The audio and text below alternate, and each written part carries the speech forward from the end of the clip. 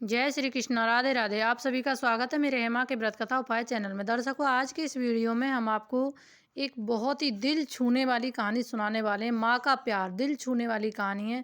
आप इसको जरूर सुनें और चैनल को सब्सक्राइब करें, साइड में ऑल को प्रेस करें मेरी इसी तरह की उपाय और कथा की वीडियो प्राप्त करने के लिए। एक शहर में एक लड़की रहती थी। उसका नाम था माला। माला 5वीं कक्षा तक ही पढ़ी थी। वह एक गरीब परिवार से थी। माला की शादी एक मजदूर से होती है।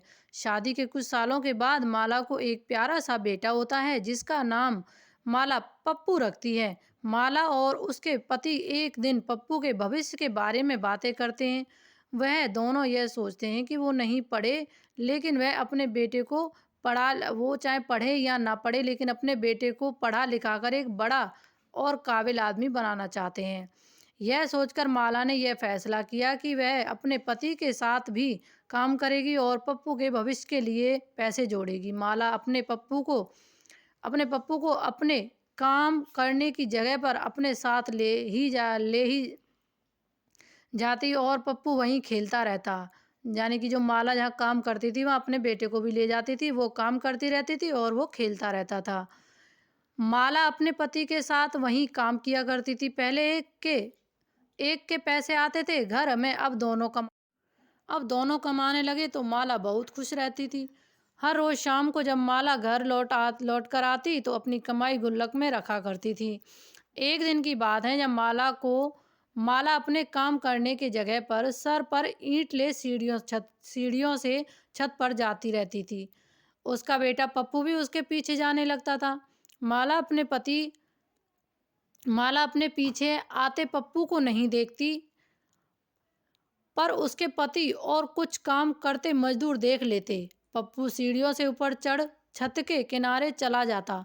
पप्पू को बचाने के लिए माला के पति पप्पू की तरफ भागते, पर पप्पू और माला के पति दोनों खुली छत से नीचे गिर गए, जिसके बाद माला के पति का देहांत भी वहीं हो गया।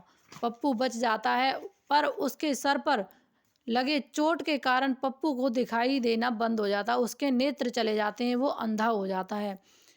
माला अपने पति की मृत्यु और बेटे के अंधे होने के कारण टूट सी जाती है। वह सोचती है कि उसे अपने और अपने पति का सपना भी पूरा करना है। वह एक बार फिर से अपने को मजबूत करती है। तभी अस्पताल में एक मरीज को किडनी की ज़रूरत होती है।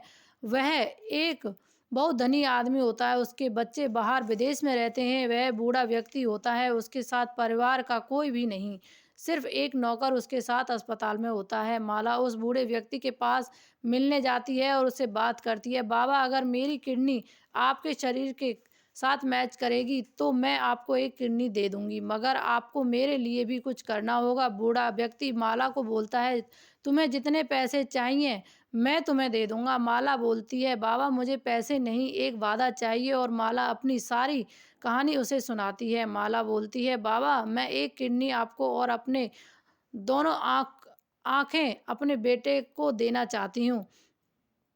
बूढ़ा व्यक्ति उसे समझाता है, अगर तुम दोनों आंखें उसे दे दोगी तो बूढ़े को बड़ा आदमी बनता कैसे देखोगी? अब भले अपने बेटे को कैसे बड़ा आदमी बनता देखोगी जब अपनी आंखें ही तुम दे दोगी? माला बोलती है कि बाबा मैं माँ हूँ ना, उसे अपने मन की आंखों से देख लूंगी। यह बोलकर बूढ़े के कमरे से वापस आती है और एक पत्र लिखती है। पत्र को संभाल कर रखने की जिम्मेदारी बूढ़े बाबा के साथ आए नौकर को माला दे देती है। एक किडनी बाबा को और दोनों आंखें अपने बेटे को माला दे देती है। बूढ़ा आदमी अपने साथ माला और पप्पू को घर ले जाता है। वह बहुत बड़े घर में रहता था जहां नौकर, गाड़ी, सारी सुविधा मौजूद थी।